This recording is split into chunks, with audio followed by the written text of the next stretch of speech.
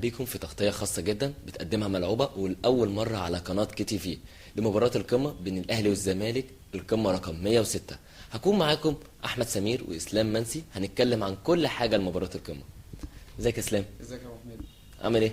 كله تمام الحمد لله. عندنا النهاردة حاجات كتير قوي نتكلم عن الموضوع اللي شاغل الشعب المصري جامد جدا. الاهلي والزمالك طبعا، الناس هتتجنن مش عارفه مين هيبدا بايه، التشكيل هيبقى عامل ازاي، النقاد بيقولوا ايه بالظبط. هنبتدي الأول نتكلم عن الإعلام ودور الإعلام والتوعية اللي بدأت تظهر من الإعلام في القنوات والراديو والصحف. أنت إيه رأيك وحاسس هم نجحوا فعلا إنهم يقدروا يعملوا التوعية الصح؟ كل الفكره ان كل الاعلاميين دول كانوا فين من الاول؟ في اعلاميين منهم بينادوا ده طبعا من بدري، بس مش بقوه دلوقتي. المفروض الكلام ده يبدا قوي جدا من اول موسم. شكرا جدا ليهم ان هم بيعملوا ده طبعا كويس جدا، بس المفروض ده يبقى من الاول، يبقى في كل ماتش مهم. فين بين الاهلي والاسماعيلي؟ فين بين الزمالك والاسماعيلي؟ فين بين الاهلي والمصري والزمالك والمصري؟ فين في ماتشات مهمه كتير. فين بين في ايام يعني قبل السيزون اصلا؟ ليه ما يتكلموش كلهم عن ده وقعدوا يجروا ورا جده رايح فين وفلان رايح فين ومين جاي؟ ليه كل ده؟ في اتجاهات غلط ماشيه في الاعلام، محتاجين ان هي تتصحح تاني. طب انت شايف الناس اللي بيقولوا ان شيكابالا وابو تريكة يمسكوا ايد بعض ويروحوا للجمهور زي ما عملها حسن شحاتة وعملها محمود الخطيب، شايف انها هتفيد فعلا ولا الشحن الجمهور خلاص؟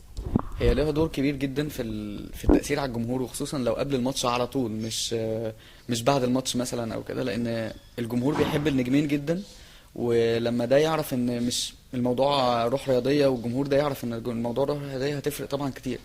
بس ارجع واقول حاجة تانية، ان حسن شحاتة والخطيب لما عملوا كده، كان اللي عمله الجمهور وقتها ده كان استثناء. زي ما قال استاذ حسن المسكاوي النهارده في مقاله في الشروق، انه لما اتكلم، لما كان حد يشتم او يعمل اي حاجه، ده كانوا بيتكلموا على الحكم كمان. الجمهور كان بيقول شيلوا الحكم، او الناس اللي قاعده وكل الجماهير اللي قاعده كانت بتقول لفلان ده عيب، يعني اللي بيشتم ده عيب اللي انت بتعمله. كانوا بيرفضوا ان كانوا بيرفضوا اصلا، الناس اللي كانوا موجودين كانوا بيرفضوا.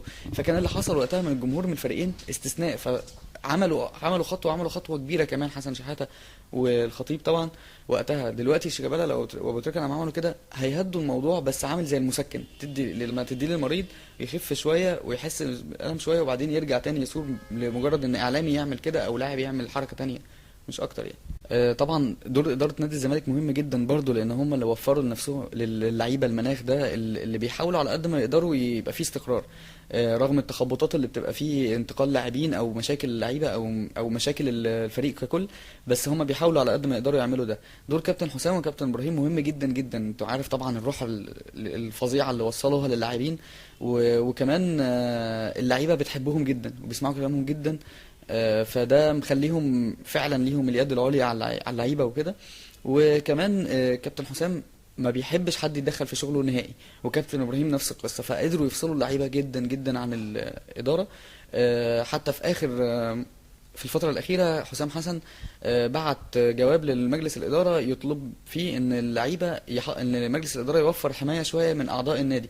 أعضاء النادي في ناس منهم بيقعد يتكلم اللعيبة، بيستفزوهم أو يحفزوهم على حسب. فهو مش حابب الاحتكاكات دي تحصل كتير، لأن ده بيأثر على نفسية اللعيبة. واللعيبة في مصر نفسيتها دي مهمة جدا جدا جدا. اللعيب لو في مصر مهما كان ما بيتأثرش باللي حواليه، بس ده برضه بيأثر على مستواه بنسبة مهمة يعني. عايزين بقى نخرج بره الجو بقى الكلام الاعلام والكلام ده، ونبدا نركز في مباراه بكره. انت شايف المباراه بكره هتمشي ازاي، والمبادره ممكن تبقى لمين؟ هو غالبا المبادرة هتبقى للزمالك. الزمالك نازل واثق من نفسه جدا، لعيبته متحفزة قوي قوي للماتش، نفسهم يكسبوا ماتش قمة، بقالهم كتير ما كسبوش. الأهلي الطبيعي بتاعه في ماتش مهم زي كده، في حالة عدم التوازن اللي هو فيها، الطبيعي انه ينزل خايف شوية على الجون. يعني ما ينفعش يدخل فيها هدف في الاول، لان الاهلي لو دخل فيه هدف فهيبقى محتاج جدا يعوض، عكس الزمالك. الزمالك هيبقى لو دخل فيه هدف في اول الماتش، حتى لو في اول دقيقة، لو اول ثانية في الماتش فيه هدف في الزمالك، هيبقى لعيبته اهدى لانهم عايزين يكسبوا، بس واثقين من قدراتهم، لانهم عاملين نتائج هايله جدا طول السيزون. مفيش ماتش فات ما سجلوش فيه، ودي رقم قياسي للزمالك.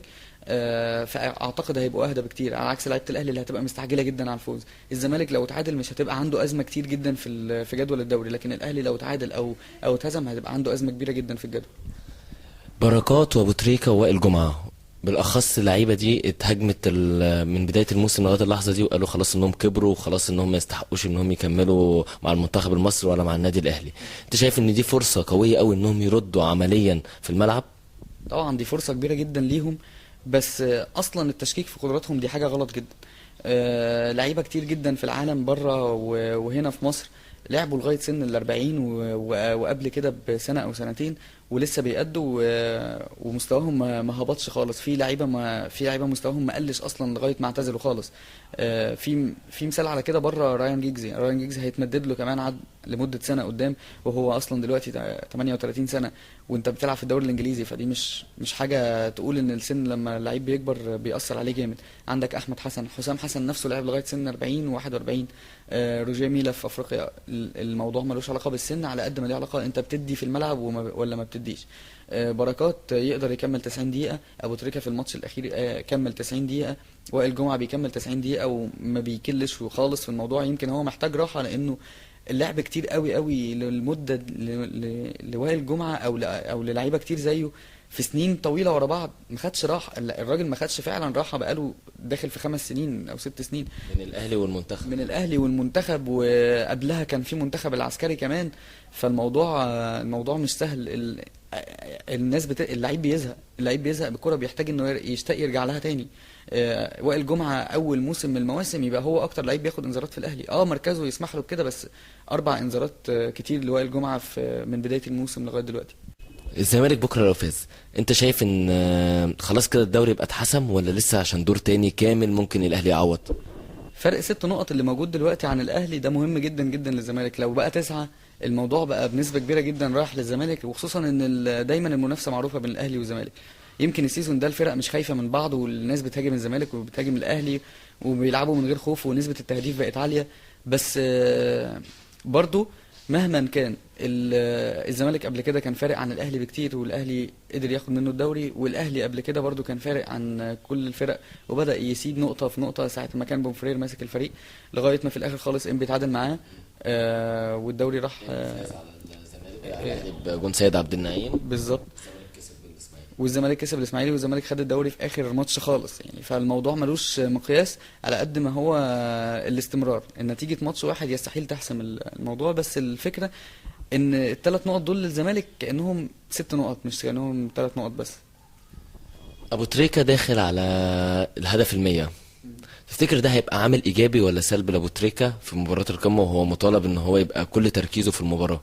ابو تريكة بطبيعته لعيب جماعي قوي، يعني مش طماع في قدام الجون. يعني مش لو قدامه فرصة يمرر الكرة اللعيب هيبقى هو اوضح منه قدام المرمى اكيد هيديها له. انت تخاف على كده من لعيب اناني اصلا، او بيلعب بمهارة فردية كتير جدا وبيطمع في الكرة. اوقات الطمع بيبقى مهم طبعا للمهاجم، بس ابو تريكة بطبيعته اصلا صانع العاب مش مهاجم.